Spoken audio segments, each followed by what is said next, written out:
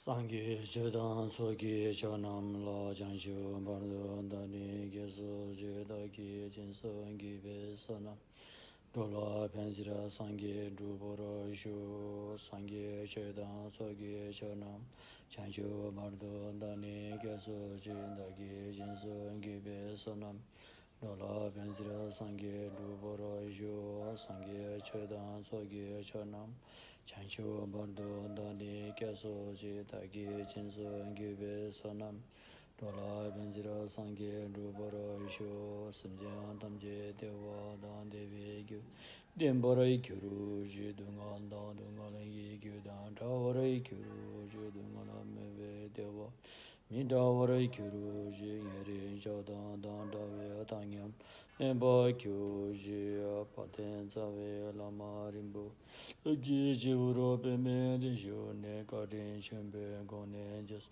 Kuson to ge ngaro sardo zoro sa shi pu ji jo je me do ta ri ra len shi nge de gyam Sangye shin do min den bluwa ye do gon nam da shin Chobarai jo guru buddha bodhisattva sabari vara ratna mandala puja mega samon Sparana samaye hoa sanjanam ke sampada loye chata jida chejan toma debai cheke korolo korondu so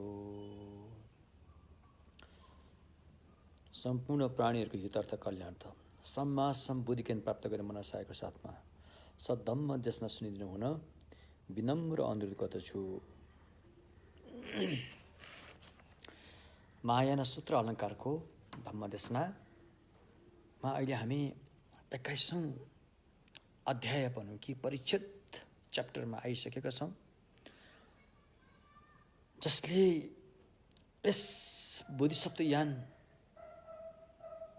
लागेर अभ्यास गर्ने साधक साधिकाहरूले बोधिसत्व अवस्थामा के कस्ता सद्गुणहरू हासिल गर्नुहुन्छ र त्यसपछि अन्ततगत सम्मा सम्बुद्ध भूमिमा पुगेपछि के कस्ता सद्गुणहरू प्राप्त हुन्छ भन्ने बारेमा हामी अध्ययन र अध्यापन गर्दैछौँ। र यस महायान सूत्र अलङ्कारले हामीलाई के सिकाएको छ भन्दाखेरि हामी सम्मा सम्बुद्धत्व प्राप्त गर्न कसरी विश्वस्त हुन सक्छौँ त, के आधार छ भन्दाखेरि सम्मा सम्बुद्धत्व प्राप्त गर्नलाई हामीसँग बुद्ध हुने बिउ छ। हामीसँग बुद्ध हुने बिउ छ भनेर के आधार छ, कसरी विश्वस्त हुने त भन्दाखेरि किनकि हामीसँग जति पनि नकारात्मक सोच विचारहरू आइरहेका छन्, नकारात्मक सोच विचारहरू चाहिँ अस्थायी हुन् रे। मनको वास्तविक स्वभाव होइन रे। मनको वास्तविक स्वभाव चाहिँ सफा छ रे। जसरी धमिलो पानीलाई जतिसुकै धुलो मैलोले धमिल्याइए तापनि पानीको स्वभाव जहिले पनि सफा नै भइरहन्छ र त त्यसलाई पछि धमिलो पानीलाई फिल्टरिङ गरेर सफा पार्न सकिन्छ, किनकि त्यो स्वभावैले सफा थियो। यदि स्वभावैले सफा नहुँदो हो त पछि मेहनत गरेर पनि त्यसलाई सङ्लो पार्न सकिँदैन। तसर्थ हाम्रो मनको वास्तविक स्वभाव सफा छ, शुद्ध छ, बुद्ध समान छ, त त्यसलाई भनिन्छ बुद्ध हुने बिउ, जुन बिउ हरेक प्राणीहरूसँग पहिल्यैदेखि अनादिकालदेखि नै कायम छ, होइन त त्यसो भएकोले नै बिउ भएपछि बिउको अन्तिम गन्तव्य भन्ने त उम्रिएर चाहिँ फल फल्नु हो, बिउको काम त्यो। त्यस्तै यो बुद्ध हुने बिउको पनि अन्तिम गन्तव्य भनेको बुद्ध भूमि नै हो।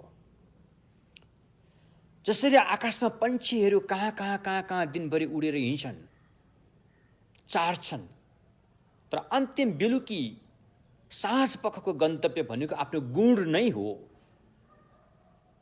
त्यस्तै हाम्रो अन्तिम गन्तव्य भनेको सम्यकसम्म बुद्धत्व प्राप्त गर्नु नै हो, किनकि हामीसँग बुद्ध हुने बिउ छ। यो कारणले छ भनेर भर्खर मैले बताएँ। तसर्थ यो कुरा चाहिँ महायान सूत्र अलङ्कारले पुष्टि गरेको छ। त्यसकारण हामीले कुनै पनि प्राणीहरूलाई मनैदेखि अपमान गर्न हुँदैन, किनकि हरेक प्राणीहरूसँग बुद्ध हुने बिउ छ। यदि हामीले कोही प्राणीहरूलाई अपमान गर्यौँ भने त्यो लगभग बुद्धलाई अपमान गरे सरै एक किसिमले भन्न सकिन्छ। त्यसैले हरेक प्राणीहरूलाई हामीले सम्मान गर्नुपर्छ, किनकि उनीहरूसँग बुद्ध हुने बिउ छ, हैन? त्यो बुद्ध हुने बिउ त धेरै महत्त्वपूर्ण चिज हो, त्यो धेरै महत्त्वपूर्ण कुरो हो। त्यो छन त सबै प्राणीहरूसँग छ, तर त्यो बिउलाई उब्जाउने राम्रो चोला भनेको चाहिँ मान्छेको चोला हो। देवी देवता पशु पन्छीहरूको चोलाहरूमा पनि छ, र पनि उनीहरूको जन्मभूमि चाहिँ विपाक भूमि हो। विपाक भूमि हो। विपाक भूमि भनेको पहिला गरेको कर्मको फल मात्रै भोगेर बस्ने भूमिलाई के भनिन्छ? विपाक भूमि भनिन्छ। नयाँ कर्म सृजना गर्न नसक्नु। मनुष्यको भूमि भनेको कर्मभूमि हो। नयाँ नयाँ कर्म सृजना गर्न सकिन्छ। त्यसमध्ये पनि यस जम्बुद्वीपमा जन्मेका मनुष्यको चोला चाहिँ कर्मभूमि हो। त्यसैले बुद्धहरूको जन्म यहाँ हुन्छ, किनकि यहाँका प्राणीहरूलाई केही सिकाएमा सिकाउन सकिन्छ, अभ्यास गराउन सकिन्छ, किनकि उनीहरूले कर्म नयाँ नयाँ कर्मको सृजना गर्न सक्छन्, होइन? त्यसैले अहिले हामी कहाँ छौँ त?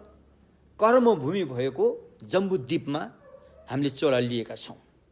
यो अति दुर्लभ चोला हो। यो अति दुर्लभ चोला हो। यो त्यसमध्ये पनि यस्तो चोला लिएर पनि भगवान बुद्धको नाम सुन्न पाउनु, भगवान बुद्धले देशना गरेको धम्मको शब्द सुन्न पाउनु, त्यसप्रति हाम्रो मनमा विश्वास जाग्नु, यो अति दुर्लभ कुरा हो। ठुलो सौभाग्यको कुरा हो। यो त एउटा अन्धो व्यक्तिले, आँखा नदेख्ने अन्धो व्यक्तिले, तालिम नलिएको, त्यो पनि तालिम नलिएको अन्धो व्यक्तिले फोहोर मैलाको डङ्गुरमा गएर हिरा पाए जस्तै हो। तालिम नलिएको अन्ध व्यक्तिले उसलाई थाहा छैन कि हिरा कहाँ छ भनेर। हिरा पनि फेरि सफा ठाउँमा भइदियो भने यसो टिप्नु हुन्थ्यो, त्यो पनि फोहोर मैलाको डङ्गुरमा छ। हिराले पनि थाहा छ, उसले भन्न सक्दैन कि म यहाँ छु भनेर। त्यही पनि कहिलेकाहीँ संजोगवश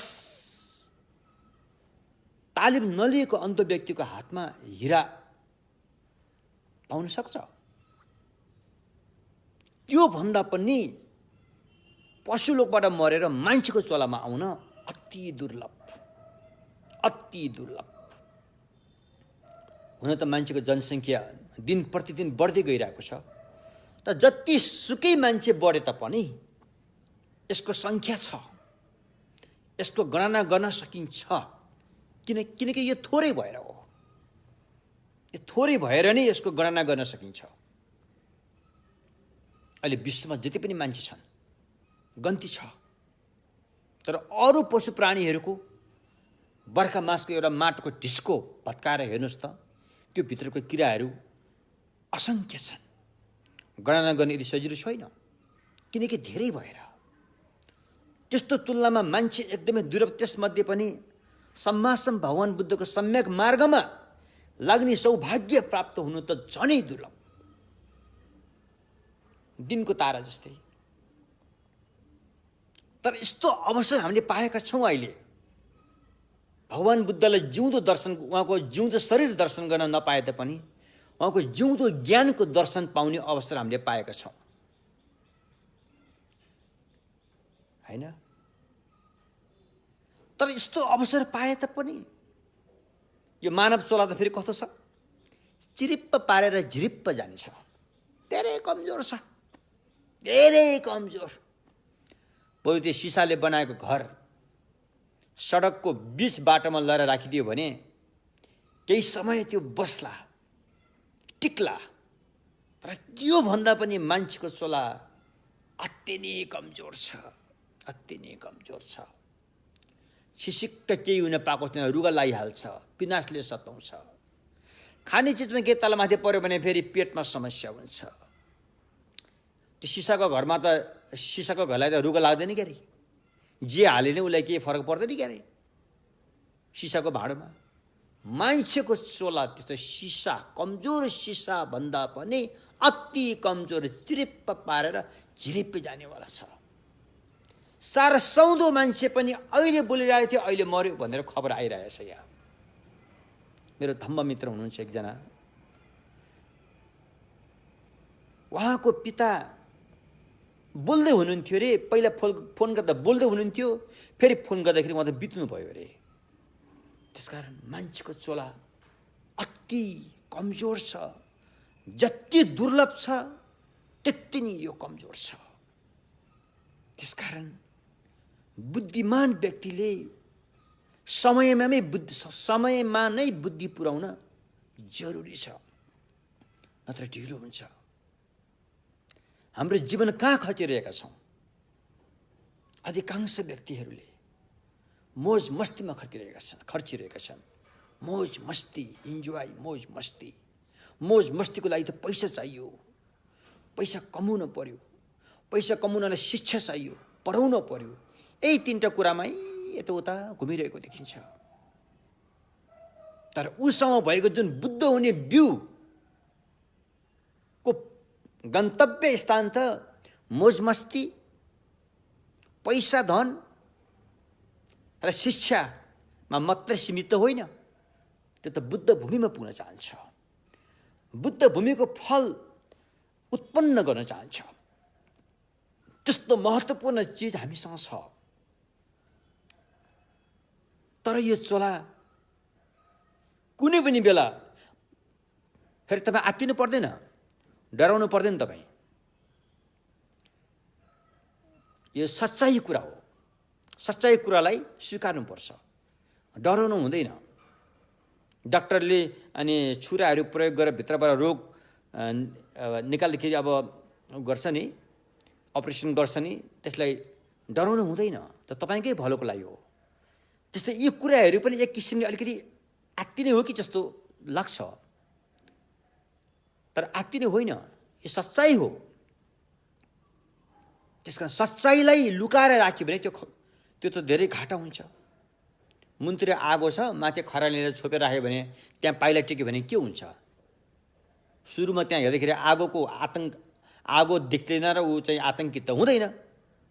जब त्यहाँ पाइला राखेपछि त उसलाई त घात भयो नि। त पहिल्यै त्यो खराने मुन्तिर आगो छ भने थाहा पाइसकेपछि त ऊ अलिकति बस्ने उपाय एउटा सचेत हुन्छ नि। त्यस्तै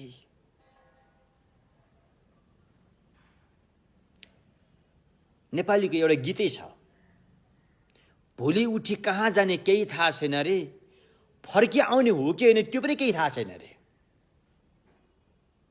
होइन? त्यसकारण हामी घरबाट बाहिर गएपछि हामी फर्किन्छ भने के पनि ग्यारेन्टी छैन। हाम्रो शरीर मात्रै फर्किने हो कि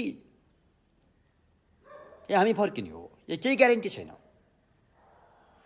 राति ओछ्यानमा सुतेर बिहान उठेर सास फेर्न पाउने पनि केही ग्यारेन्टी छैन।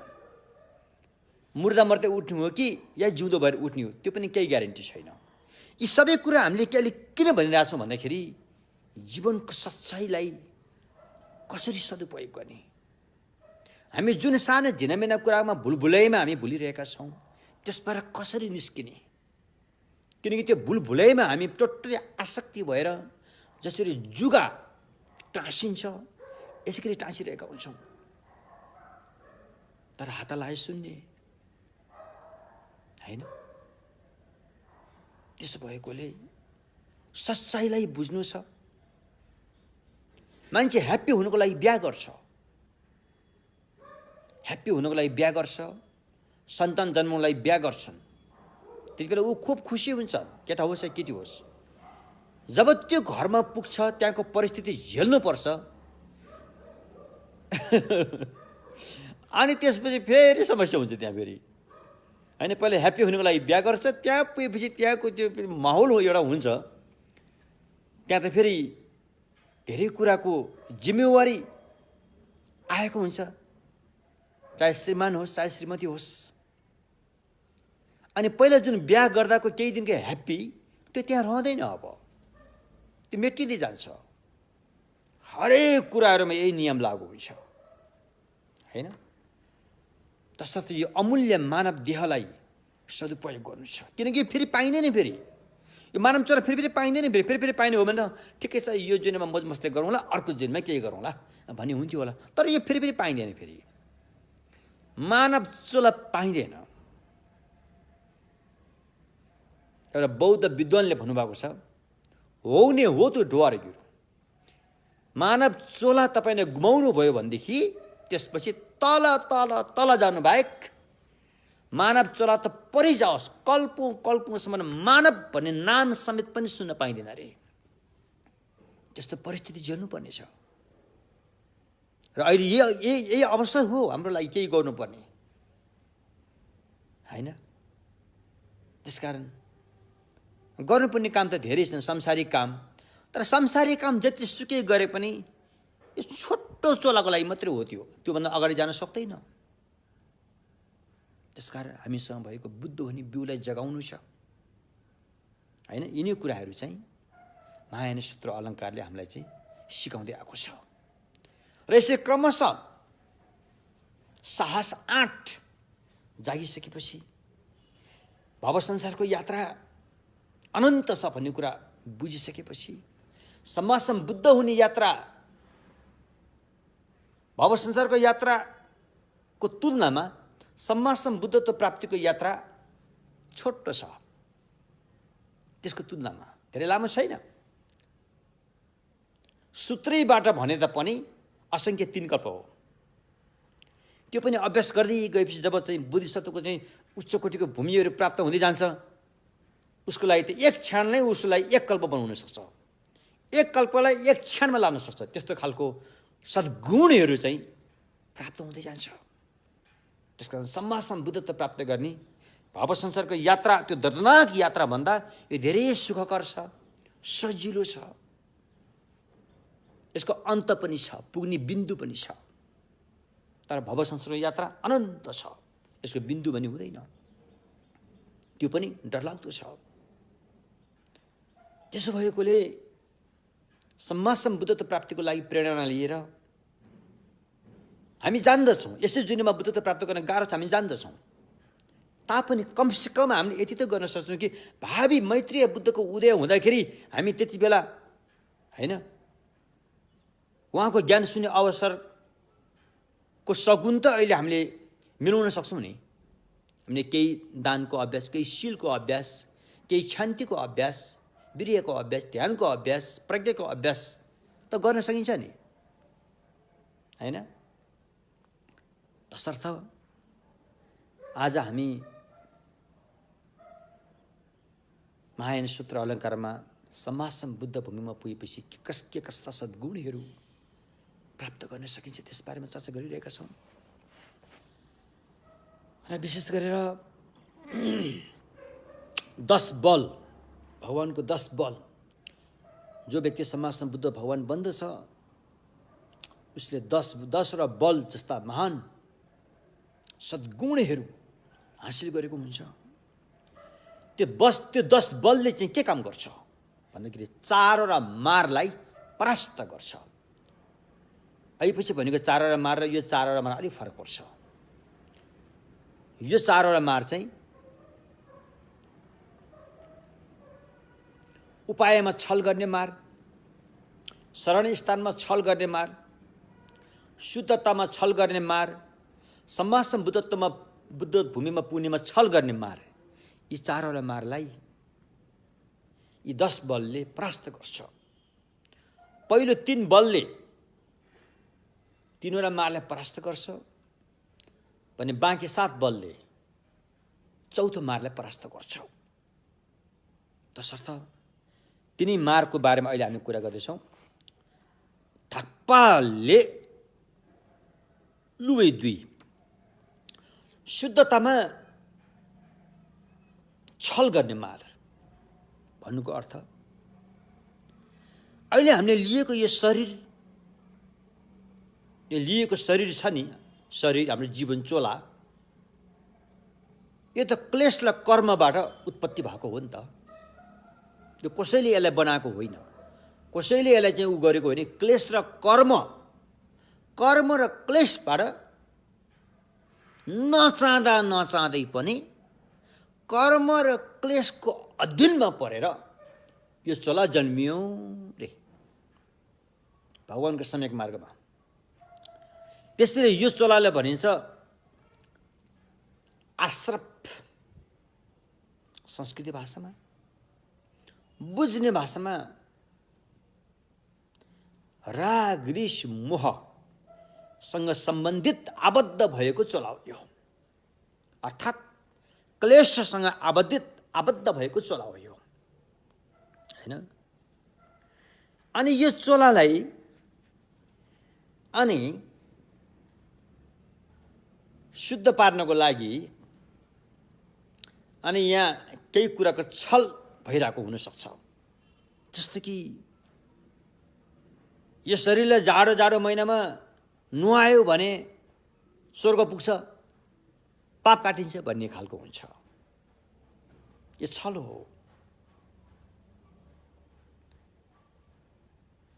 कतिपय परम्परामा अहिले पनि छ, मान्छेको सास जानु पाएको छैन, बाहिरी प्राण भित्री प्राण त परै जाओस्, बाहिरी प्राण जानु पाएको छैन, हत्त न पत्त घाटमा कुदाइहाल्छन्। घाटमा कुदाएर लगेर तुरुन्तै पानीमा डुबुल्की मारिदिइहाल्छन्। उसैले प्राण जान लागिरहेको मान्छेलाई त्यसरी पानीमा डुबुल्की मारिदियो भने हैन त्यो स्वर्ग पुग्छ भन्ने एउटा छल। यसलाई भगवानको सम्यक मार्गमा यसलाई छल भनिन्छ। शुद्ध कसरी शुद्ध हुन्छ भन्ने कुरा सही थाहा नपाएर गलत ढङ्गले शुद्ध पार्न खोजिरहेको छ। यो शरीरलाई नुहाएर मनको पाप पखालिन्छ रे, त्यो गलत, टोटली गलत। शरीरलाई नुहाएर शरीरको मैल पो जान्छ त, मन त त्यो मनको मैल त जान्दैन। त्यसकारण त्यस्तै कोहीले चाहिँ के गर्छन्, शरीरले अत्याधिक तडपाएर, काँडामाथि सुताएर, किल्लामाथि सुतेर, आगोमा राखेर हैन, यसरी शरीरले तडपाउँछन्। भोकै प्यासै धेरै तडपाउँछन्। त्यसरी चाहिँ हैन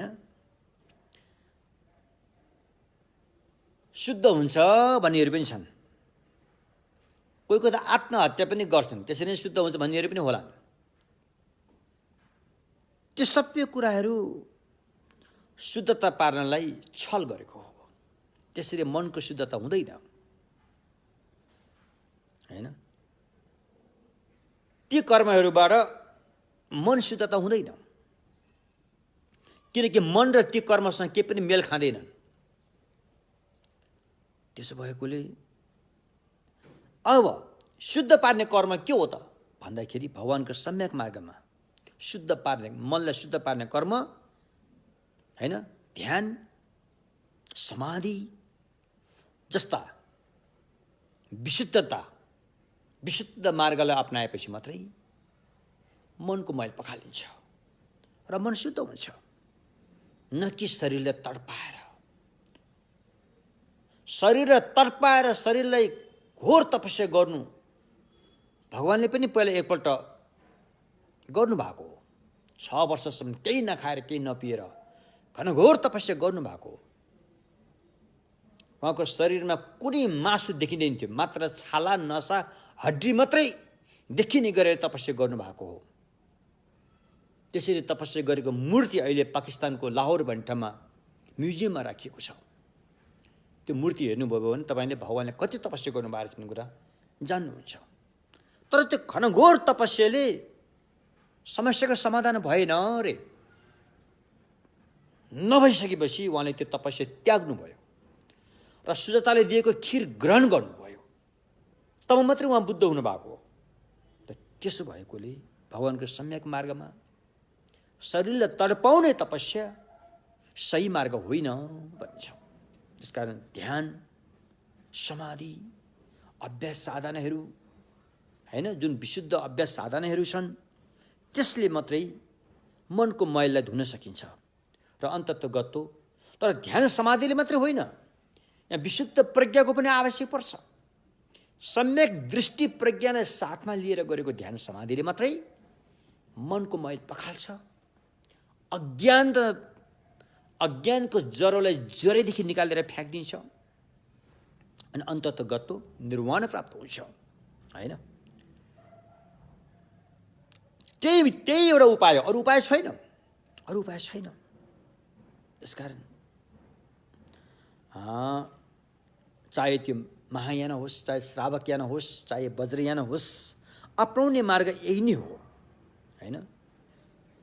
यसरी नै अगाडि बढ्ने हो। त्यसकारण ध्यान समाधि को बलले नै यी अविद्याहरूलाई जरैदेखि फ्याँक्न सकिन्छ, न कि शरीरलाई तडपाएर, न कि शरीरलाई नुहाइधुवाइ गरेर हैन। त्यसकारण यो शरीरलाई नुहाइधुवाइ गरेर तर्पण गरेर चाहिँ मोक्ष पाउँछ भन्ने यो चाहिँ शुद्धतामा छल गरेको हुनेछ। मनलाई शुद्ध पार्ने कुरामा छल गरेकै हुनेछ। त्यो उल्टो बाटो हो, त्यो सुल्टो बाटो होइन भनेर बुझ्नुपर्छ। अनि यो कुरा चाहिँ भगवानले जानेर अनि के अरे अनि भगवानले चाहिँ धम्म देशना गर्नुहुन्छ हैन। धम्म देशना गरेर अनि यसरी छल गर्नेलाई परास्त गर्नुहुन्छ। यो बल हो यो हैन।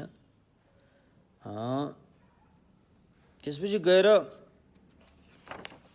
इन्द्रिय,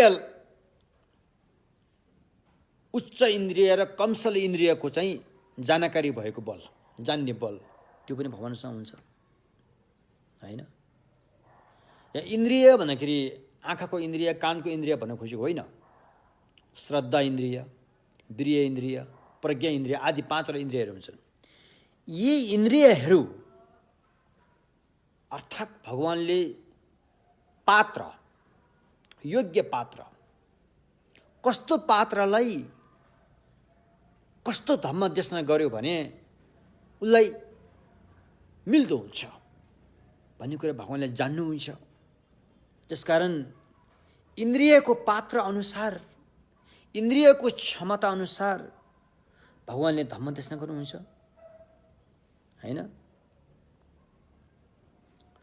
त्यो भयो, यो पनि एउटा बल भयो, इन्द्रियलाई जानकार भएको बल। अर्को बल चाहिँ फेरि चाहना हैन, नाना किसिमका चाहनालाई जान्ने बल। यहाँ अधिमुक्ति भन्ने शब्द प्रयोग भएको छ। यसलाई मैले नेपाली भाषामा चाहना भने, नाना किसिमका चाहना, व्यक्तिमा फरक चाहनाहरू हुन्छन्।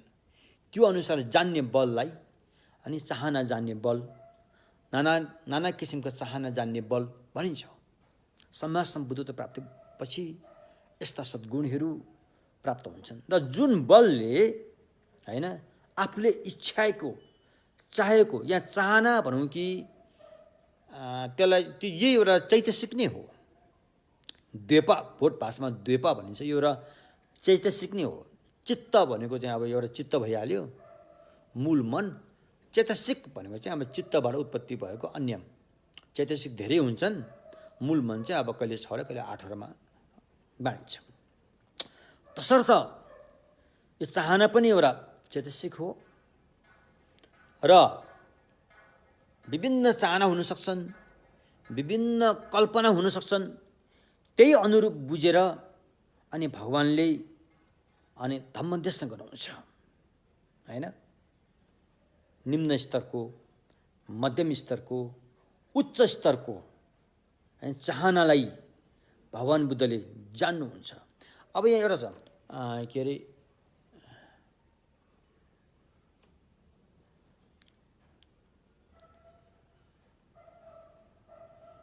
एउटा इन्द्रिय, एउटा चाहना अनि एउटा चाहिँ धातु। धातु भनेको हेतु। तीनटा कुरालाई ध्यानमा राखेर भगवानले धम्म देशना गर्नुहुन्छ। कस्तो इन्द्रिय छ त्यसको, कसको चाहना छ त्यसको, कस्तो धातु भनेपछि हेतु भनौँ न, हेतु भनेको अब बिउ भनौँ न, कस्तो खालको बिउ छ। ऊ श्रावक ज्ञानको अभ्यास गरेर अरहतसम्म पुग्ने बिउ छ कि, प्रत्येक बुद्धको अभ्यास गरेर प्रत्येक बुद्ध हुने बिउ छ कि, या सम्मासम्म बुद्ध हुने बिउ जागेको अवस्था छ। त्यो बिउ जागेको अवस्थालाई ख्याल राखेर धम्म देशना गर्ने भएकोले अनि खाम हेतु भनेको बिउलाई ध्यानमा राखेर, चाहनालाई ध्यानमा राखेर, अनि इन्द्रियलाई ध्यानमा राखेर अनि धम्म देशना गरेपछि त्यो व्यक्तिले ठ्याक्कै लाग्छ, ठ्याक्कै सही मार्गमा आउन सक्छ। त्यस्तो सद्गुणहरू हुन्छन् भगवान बुद्धसँग। त्यस्तै अर्को पनि बल छ, नाना किसिमका धातुलाई जान्ने बल रे, हैन? नाना किसिमका धातुलाई जान्ने बल।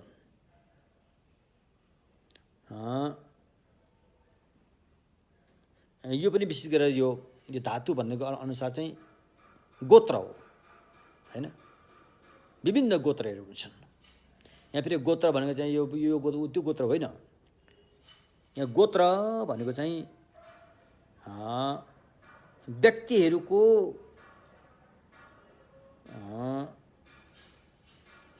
गोत्र मुताबिक र उसको आचरण मुताबिक भगवानले धम्म देशना गर्नुहुन्छ अरे, हैन?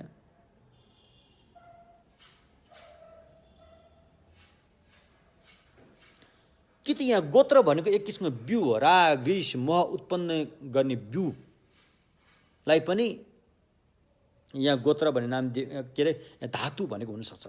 राग रिस मोहलाई उत्पन्न गर्ने धातु अथवा हेतु, हैन? जस्तो 84,000 किसिमको क्लेशहरूलाई उत्पन्न गर्ने धातु, हैन? त्यसलाई भने पनि हुन्छ। त त्यही अनुरूप भगवानले जानेर रागसँग अत्याधिक आचरण गर्ने व्यक्ति छन् भने अशुभ भावनाको ध्यान सिकाउनुहुन्छ। द्वेष आरिससँग अत्याधिक लत परेको व्यक्ति छ भने अनि भगवानले, हैन, मैत्री भावनाको ध्यान सिकाउनुहुन्छ। मोहसँग आबद्ध भएको व्यक्ति छ भने अनि भगवानले प्रतीत समुत्पादको ध्यान सिकाउनुहुन्छ, आदि आदि। तर यी मैत्री भावना, अशुभ भावना, यी भावनाले केही हदसम्म क्लेशलाई घटाउन सकिन्छ, केही हदसम्म हटाउन पनि सकिन्छ। तर जरो हट्न सक्दैन। जरैदेखि हटाउनको लागि सम्यक दृष्टि नै चाहिन्छ, प्रज्ञा सम्यक दृष्टि नै चाहिन्छ। अनि मात्रै त्यसले जरोसम्म उखेल्न सक्छ। जुन जरो फेरि पलाउनेवाला छैन, त्यसरी उखेल्न सक्छ, हैन? हो यसरी हो। यो भयो। त्यसपछि गएर अनि पूर्व अनुस्मृति ज्ञान।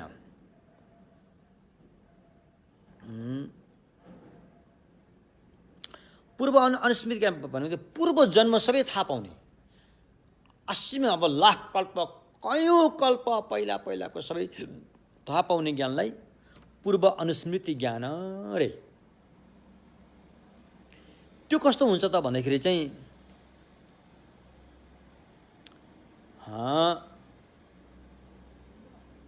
पहिला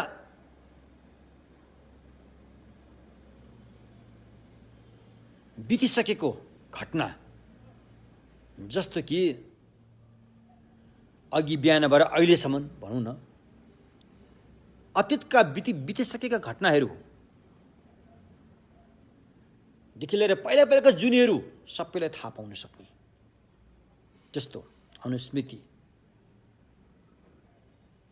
र यो दशै दिशामा रहेका प्राणीहरूको पूर्व जन्ममा के घटनाहरू भए त्यो सबै जान्न सक्ने सद्गुण भगवान बुद्धमा रहेको हुन्छ। तिनीहरूको नाम पनि उहाँले जान्नुहुन्छ।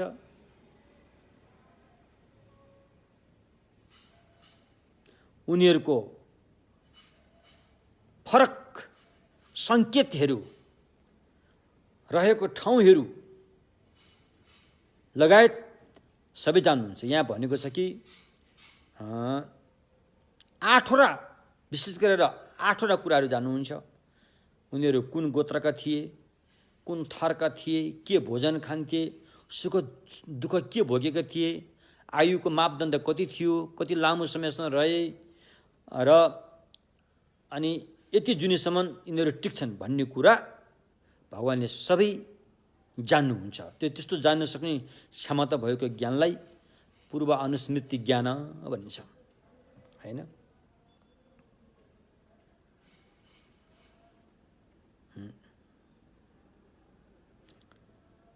त्यसकारण एवं प्रकारले उसलाई कुन नाम गरेर पुकारिन्थ्यो त्यो पनि जान्नुहुन्छ आदि आदि। त्यसपछि गएर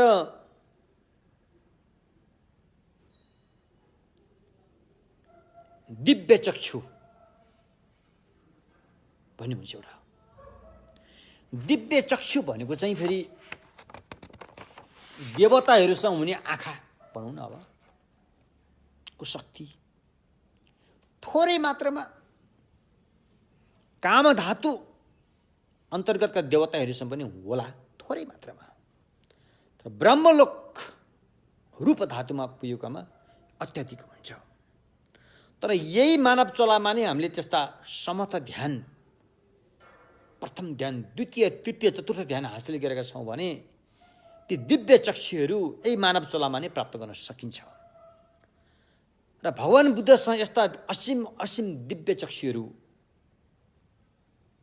सम्बन्धित सद्गुणहरू थिए भनिन्छ, हैन? जो समथ ध्यान शुद्ध, समथ ध्यानका शुद्धता प्राप्त हुँदै गएपछि अनि त्यो दिव्य चक्षु भन्ने एउटा आँखा प्राप्त हुन्छ। वास्तवमा त्यो एउटा चक्षु इन्द्रिय नै हो, हैन? तर त्यो चाहिँ दैविक भूमिसँग सम्बन्ध भएको हुन्छ। त्यस्तै मान्छेकै चोलामा पनि ध्यान गरेर त्यस्ता दैविक चक्षुहरू प्राप्त गर्न सकिन्छ। छोटकरीमा भन्ने हो भने प्रथम, द्वितीय, तृतीय, चतुर्थ ध्यान, विशेष गरेर चतुर्थ ध्यानको विशुद्ध फल नै हो त्यो एक किसिमको। त्यसैले त्यसलाई विशुद्ध भने अति विशुद्ध भनिएको हो। किनकि सूत्रमा के उल्लेख छ भने, हैन, दैविक विशुद्ध चक्षु, हैन, देवताका विशुद्ध आँखा भनिएको छ, जो मान्छेको आँखा भन्दा धेरै माथिल्लो स्तरको हुन्छ भनिएको छ।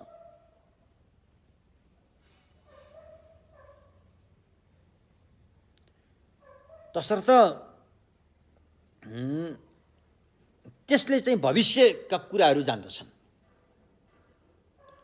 यहाँ भविष्य भन्दाखेरि विशेष गरेर भारदो अन्तराभवदेखि लिएर अन्य भविष्यमा कहाँ कहाँ जन्म हुन्छ, के हुन्छ त्यो उसले जान्दछ, हैन? हो यस्तो किसिमले चाहिँ भगवान बुद्धसँग भएको 10वटा बलहरू चाहिँ यहाँ भनियो।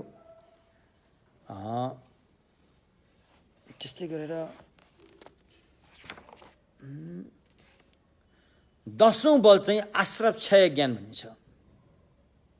आश्रव क्षय भनेको चाहिँ, आश्रव भने क्लेश, राग, रिस, मोह, लोभ, लालच, ईर्ष्या, डाहलाई आश्रव भनिन्छ। सक्पा आश्रव भनिन्छ।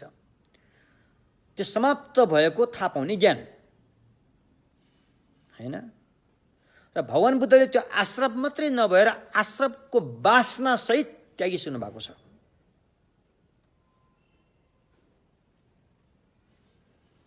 त्यसैले त्यसलाई चाहिँ अनाश्रव ज्ञान भनिन्छ अथवा आश्रव क्षय ज्ञान भनिन्छ। त्यो नै एक किसिमको समाधि नै हो। त्यो चाहिँ विशेष गरेर प्रज्ञासँग आबद्ध भएको समाधि ज्ञान हो त्यो।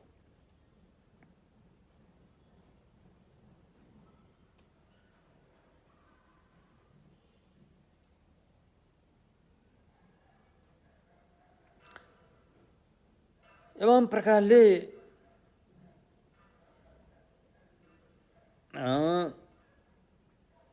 अधिक समाधि शिक्षा, अधिक प्रज्ञा शिक्षा भन्ने जो छ हैन, अधिक समाधि शिक्षा र अधिक प्रज्ञा शिक्षा, यी दुई शिक्षाले क्लेशलाई पूर्ण रूपमा त्याग्दछ। जसरी आफूले त्यागेर त्यसलाई चाहिँ साक्षात्कार गरिन्छ, अरूले पनि त्यसै गरेर धम्म देशना गर्नुहुन्छ भगवान बुद्धले। हो यहाँसम्म चाहिँ एक किसिमले के भन्छ भगवानको 10 बल हैन, 10 बलका कुराहरू जुन अलिकति स्पष्ट रूपमा भन्नुपर्दाखेरि हामीले आज भनियो। र अब आज चाहिँ हामी नयाँ विषय के छ भन्दाखेरि, आज होइन भोलिको नयाँ विषय चाहिँ भगवान बुद्धसँग भएको 18वटा असामान्य ज्ञानहरू, असाधारण ज्ञानहरू, 18वटा आवेणिक धर्म भनिन्छ, त्यो भोलि आउँछ। र लगभग भोलि चाहिँ हाम्रो यो महायान सूत्र अलङ्कारको धम्म देशना समाप्त हुन्छ। भोलि महाकालको दिन पनि हो र भोलि यो धम्म देशना समाप्त पनि हुन्छ। त्यसपछि अर्को धम्म देशना हामी फेरि विचार गरौँला हैन। यति भन्दै आज हामीले धम्म देशना गरेको यस पुण्यले मेरा धम्म मित्र निमा शेर्पाज्यू, उहाँको पिताको देहान्त भएछ, उहाँको नाम हामी पुण्य परिणाम गरिदिन्छौँ। त्यस्तै हाल युके निवासी मैले भर्खर यहाँ समाचारमा देख्न पाएँ, मेरा अर्का धम्म मित्र कमल गुरुङ र उहाँको श्रीमती पुनम गुरुङ। कमल गुरुङज्यूको आमाको देहान्त भएको रहेछ। उहाँ धेरै महान व्यक्ति हुनुहुन्थ्यो, उहाँको आमा। मैले भेटेको छु, उहाँसँग कुरा पनि गरेको छु। उहाँ एकदम खुलस्त हृदयको नारी हुनुहुन्थ्यो। कहिलेकाहीँ मलाई भन्नुपर्ने हुन्थ्यो, बाबु म यति अहिले उहाँ 95 वर्षमा बित्नु भएको रहेछ। बाबु म यति लामो आयु बाँचेको के कारणले होला, मैले पूर्व जन्ममा के कर्म गरेछु होला भनेर मलाई सोध्नु भएको थियो। मैले ठट्यौली पारामा उहाँलाई मैले भनेको थिएँ कि आमा, तपाईँले पूर्व जन्ममा धेरै प्राणीहरूको जीवन खतरा परेको बेलामा जीवन दान गर्नुभएको थियो। धेरै प्राणीहरूको जीवनलाई मद्दत दिएर जीवन दान दिनुभएको थियो। त्यसैले तपाईँको आयु अहिले लामो भयो भने मैले। अनि उहाँले पनि ठट्यौली गरे, हेत्तेरिका मैले व्यर्थै जीवन दान गरेछु, म लामो आयु बाँच्न चाहदिनँ। लामो आयु बाँच्यो भने बुढ्यौली हुन्छ, यसले अरूले दुःख दिन्छ, अरूले सेवा गर्नुपर्ने हुन्छ। किन बाँच्नु है लामो आयु, आफ्नो शरीरमा ताकत सकेपछि त मरे पनि भइहाल्यो नि। मैले व्यर्थै त्यो जीवन दान दिने काम गरेछु, नगरेको भए पनि बरु म छिट्टै मर्ने थिएँ नि भनेर ठट्टा गर्नुहुन्थ्यो उहाँले। तर जे होस्, जन्मेपछि अन्तमा जानु पर्ने रहेछ। उहाँ आज हामी सामान्य हुनुहुन्न र उहाँको नाममा पनि हामी पुण्य परिणाम गर्नेछौँ। त्यस्तै हिजो भर्खर हाम्रो योल्मोबाट आउनुभएका नानीहरू हुनुहुन्थ्यो, बाबुहरू, उहाँको आफ्नो